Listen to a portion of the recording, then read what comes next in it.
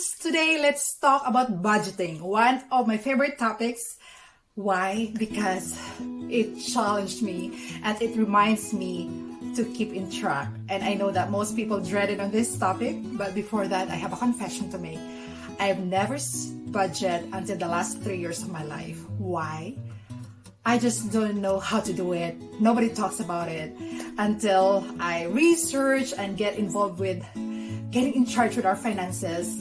And since in the last 4 years, we are in one income family. I have to stay home to take care of my children. In 2020 and just recently, I work at part-time jobs, but for most part, it's my husband who's bringing in the money in our house. And I believe that my task as a wife is to keep those money in as much as I can. And also, the tips that I'm going to share with you is what works for us, and by all means, find what works for your family. Every family is unique, every family is different, so do it yourself. This is just an idea, and I hope to inspire even one person today, and this is worth making this video right now. So without further ado, let's get started. If you haven't already, make sure to subscribe and hit the notification bell. I posted videos about parenting, minimalism, about finances, about personal and professional growth. And by the way, my name is Geraldine. If you're new, thank you for tuning in. How to budget? I think we'll start with awareness. We need to be aware of how much money coming in every month and how much money we spend. Which category are we spending most of the time? It's different from one family to another. For us, it's our groceries, and maybe some families it's again different for them, but just being aware, looking at your online banking, and you start from there and evaluate, like, why are we spending most with eating out, for example, or shopping or buying clothes. Number 2 is to know your whys. And I know that I keep talking about this in my vlog because motivation, the reason of doing anything in our life is very important, and it will keep us going. So with this budgeting things, there are 3 reasons, like at least for me, and again, you may have different reasons for your life or for your family, but for me, number 1 is I really want to take control. I want to tell my money where to go rather than wondering at the end of the month, like, why I didn't save anything or where did my money go, because I'm not in charge, I am not in control. Like, my emotion is in control, like especially in buying stuff that I really love doing. Number 2 is, of course, I want to be financially free. And that freedom of not going to work because I need to, and not seeing my patient or my client, whatever your work is, with a price tag, can make a huge difference. I go to work because I want to work, I want to help people. I do not go to work because I need to. I need this overtime badly because I have bills to pay.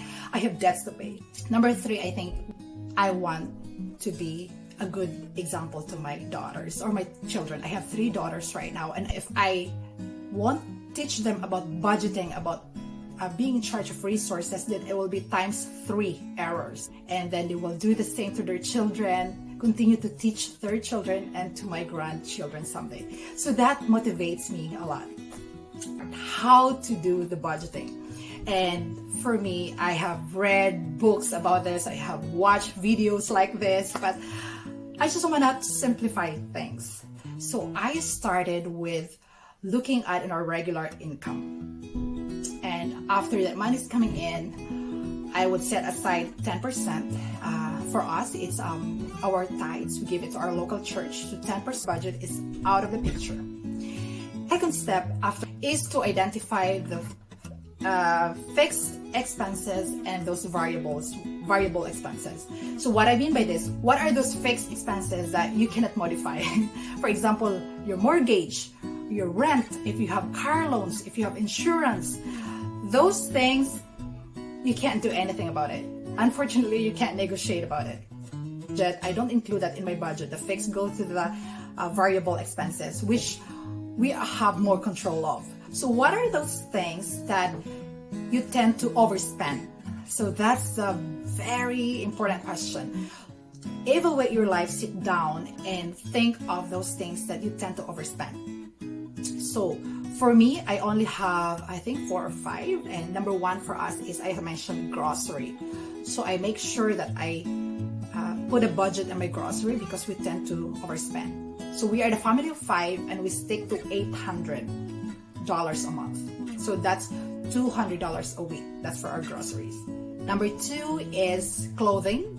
We tend to overspend with clothing before.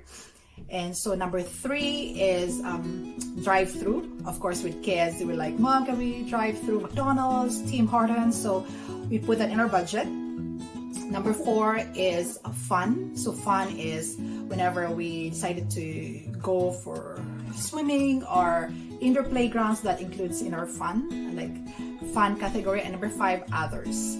So others is like those example, there's like birthday party of our friends that we need to buy them gifts, or we need to give something to our friends who have lost their loved ones, things like that. It's included in others. Okay, after you identified your variable expenses that you can play around with, it's time to actually give figures on that category. So for your groceries, for us, we come up with 800 Canadian dollars a month, because of months of looking into our average expenses. Before, without budget, we spent $1,500 a month. See, we cut it into almost half of it.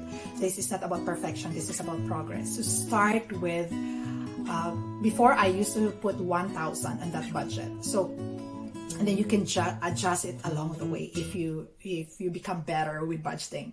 And so just assign numbers with that.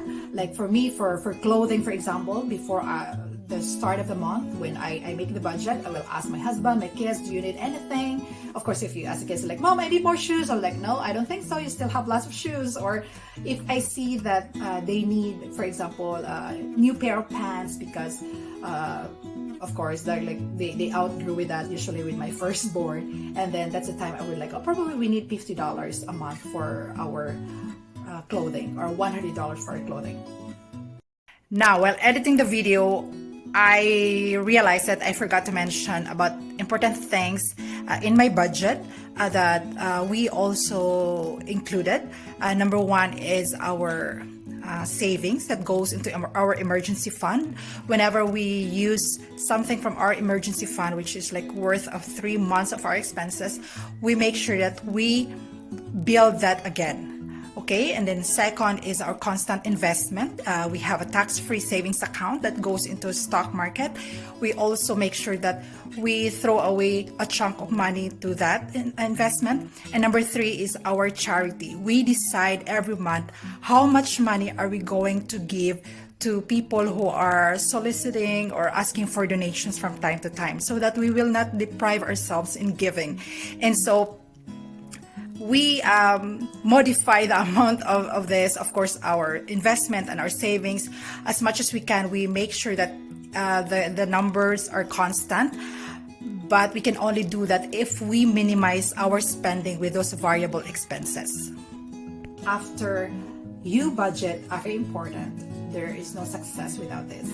You have to evaluate or keep track of your spending. And so you will see like, hey, I have 800 of grocery this month, but I spent 1,000. So we'll see, maybe I need to increase my budget, or maybe I have to decrease my my budget. I can do more, or it's really up to you, but you need to sit down and evaluate how your budgeting is doing, like every end of the month before you start another budget. And you know what? This is not really a toxic thing to do. You will love doing it. Like, I have a notebook where I put that budget in. And so when I get home, I have to take down and record. Keep track and either adjust your budget, or it's important to evaluate and keep track on how your budget is doing. And if ever you fail, like you overspend, which is very normal. It's natural, especially when you first started this budgeting thing. Don't beat yourself. It is still better than not budgeting at all. For me, it is a guide. I keep saying that our budget is a GPS, our guide. And then if we overspend, don't beat yourself. You can adjust, you can modify and say, hey, I am still doing better today that I budget than before, that I haven't paid attention to every penny that is coming out from our pocket. And so that's it for today. I hope that you find this helpful. Let me know in the comment below which part of budgeting you find is very challenging for you. And stay tuned for the next episode of this. I will talk about how we do our budget with our groceries. And because you watched this video, that says a lot about you, that you are interested of being a good example to your children, to your siblings, and you are interested on taking control, being in charge of your finances, being a good steward of the resources that God has given us. Take good care of yourself, and don't forget to be grateful for the things that you already do have, we already do have, while we keep on working towards our goal. Bye.